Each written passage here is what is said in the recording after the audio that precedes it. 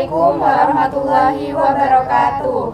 Kami dari kelompok absen 26 sampai 30 dengan saya Alma Syafira Salsabila dengan NIM 1195. Saya Salsabila Rosa Febriani dengan NIM 1198. Saya Najwa Safiratun Najah dengan NIM 1200. Saya Nurafi Maulida dengan NIM 1204. Saya Ahmad bin Rodani dengan NIM 2508 1020 1210. Di sini kami akan mempresentasikan tentang struktur organisasi tugas dari dosen pengampu kita, Profesor Dr. Diah Yuli Setianti, MSI. Jadi, pertama-tama saya akan menjelaskan tentang apa sih struktur organisasi itu. Struktur organisasi adalah cara mengatur orang dan pekerjaan di organisasi agar dapat bekerja sama. Menurut berbagai ahli, ini mencakup bagaimana orang berinteraksi untuk mencapai tujuan perusahaan, baik secara terencana maupun tidak. Setiap organisasi memiliki tujuannya masing-masing atau berbeda-beda, tetapi memiliki sasaran yang sejalan, yaitu untuk mengelompokkan dan mendistribusikan tugas-tugas secara jelas dan mendetail yang harus diemban oleh setiap karyawan di dalam berbagai fungsi atau departemen, secara membagi tanggung jawab dan tugas sesuai dengan berbagai tingkat jabatan. Ada 6 unsur kunci dalam membuat keputusan pengorganisasian. Berikut unsur-unsur tersebut. 1. Spesialisasi pekerjaan. 2. Departementalisasi. 3. Rantai komando. 4. Rentang kendali. 5. Sentralisasi dan desentralisasi. 6. Formalisasi. Kali ini saya akan menjelaskan tentang poin yang kedua, yaitu fungsi struktur organisasi.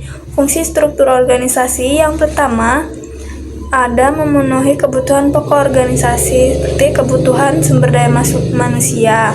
Misal, mengadakan pelatihan dan pengembangan karyawan untuk meningkatkan keterampilan dan juga pengetahuan.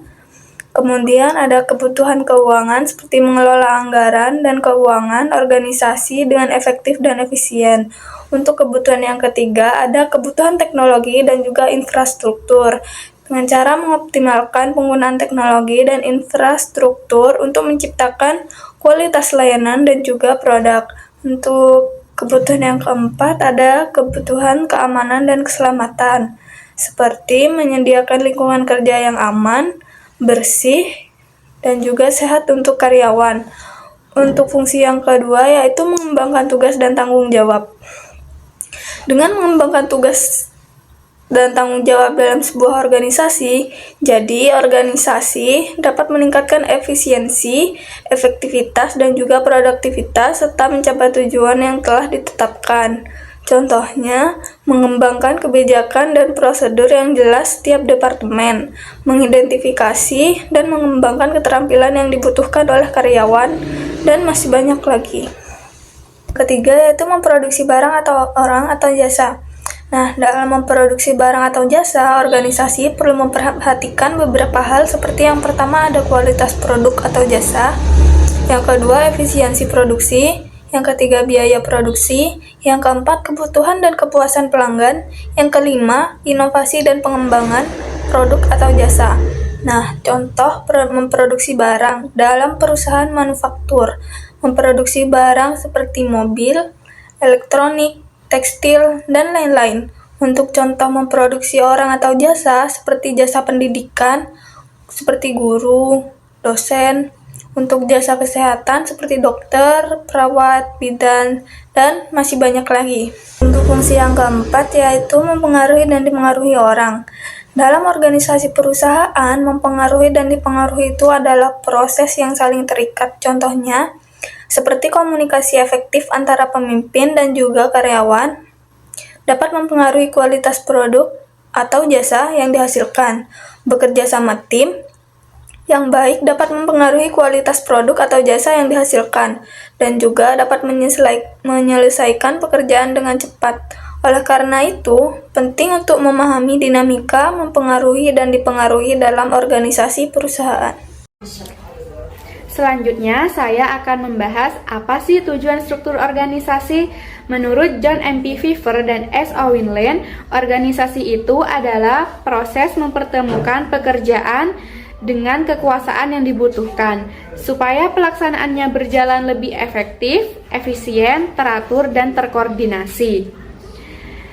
Jadi, organisasi pasti punya tujuan yang ingin dicapai di masa depan, dan untuk mencapainya, itu dibutuhkan kinerja yang baik dari setiap anggotanya.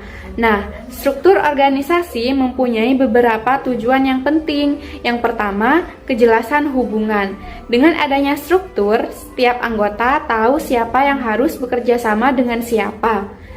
Ini penting supaya kerja bisa berjalan lebih efektif, efisien, dan saling menguntungkan antar anggota.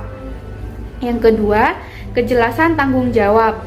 Setiap orang dalam organisasi punya kewajiban dan wewenang yang jelas. Kalau tidak ada kejelasan, bisa terjadi masalah. Misalnya, tumpang tindih wewenang atau keputusan yang tidak jelas. Dengan struktur, tanggung jawab jadi lebih teratur. Ketiga, kejelasan kedudukan. Struktur organisasi juga menunjukkan posisi masing-masing anggota melalui bagan organisasi.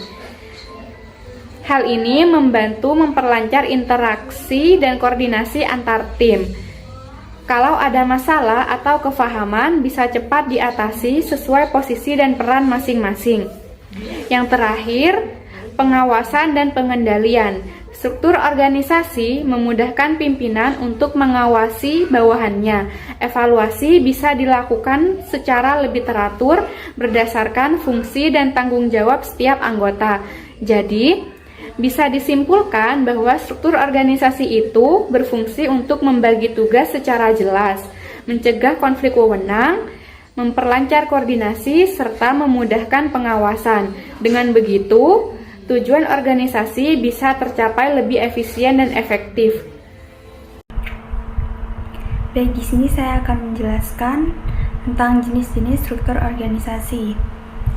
Ada 6 jenis struktur organisasi yang pada umumnya digunakan pada perusahaan Trier Consulting tahun 2020.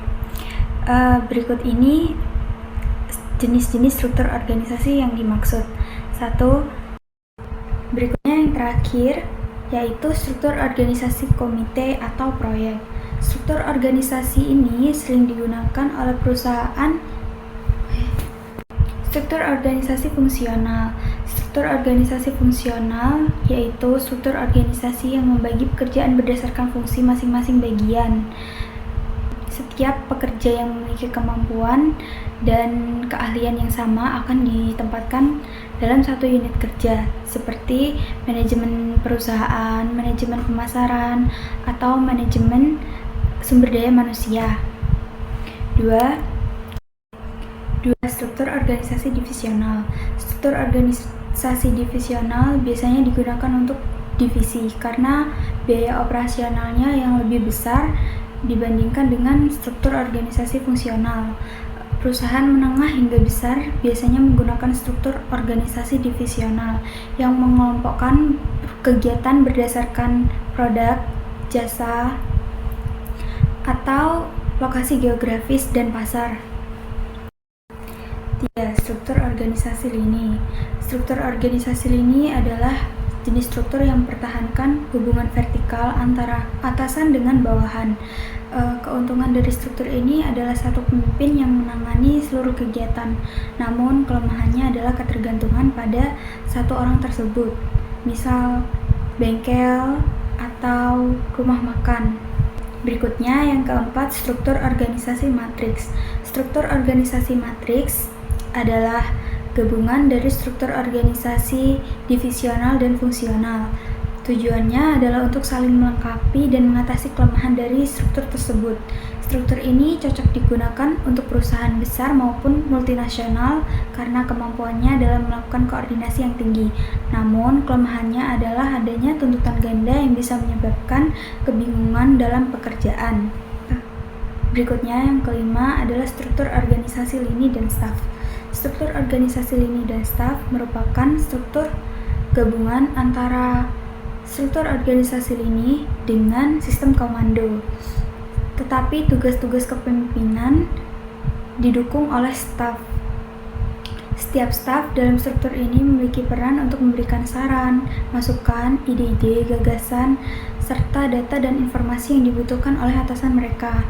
Struktur ini cocok digunakan di perusahaan kecil karena memiliki keuntungan yaitu karyawan mematuhi aturan dan melaksanakan tugas sesuai dengan perannya masing-masing. Namun, solidaritas antara karyawan masih kurang karena sering tidak saling mengenal satu sama lain. Berikutnya yang terakhir adalah struktur organisasi komite atau proyek. Dalam struktur ini, semua tugas kepemimpinan dan tugas khusus lainnya dilaksanakan dan ditanggungjawabkan secara bersama-sama oleh kelompok pejabat, seperti dewan atau komite. Kelebihannya adalah pengambilan keputusan berjalan lancar karena dilakukan melalui musyawarah antara pemegang saham dan dewan. Namun, kelemahannya adalah adanya penghindaran tanggung jawab jika terjadi masalah. Jadi, pada pembahasan yang kelima, kita akan membahas tentang pengaruh struktur organisasi pada efektivitas organisasi. Jadi, struktur organisasi yang baik memberikan kejelasan peran dan alur kerja, sehingga setiap anggotanya mengetahui tanggung jawabnya. Selain itu, struktur ini membuat pengambilan keputusan menjadi lebih cepat dan berkualitas. Struktur organisasi juga mendorong kolaborasi dan komunikasi yang lebih baik, serta meningkatkan adaptabilitas dan fleksibilitas organisasi dalam menghadapi perubahan. Tidak hanya itu, dengan struktur yang jelas, organisasi dapat mengoptimalkan alokasi sumber daya, meningkatkan moral dan motivasi anggota, serta memastikan koordinasi yang efektif. Pada akhirnya, struktur organisasi yang baik akan memudahkan organisasi dalam melakukan penyesuaian terhadap strategi untuk mencapai tujuan yang telah ditetapkan.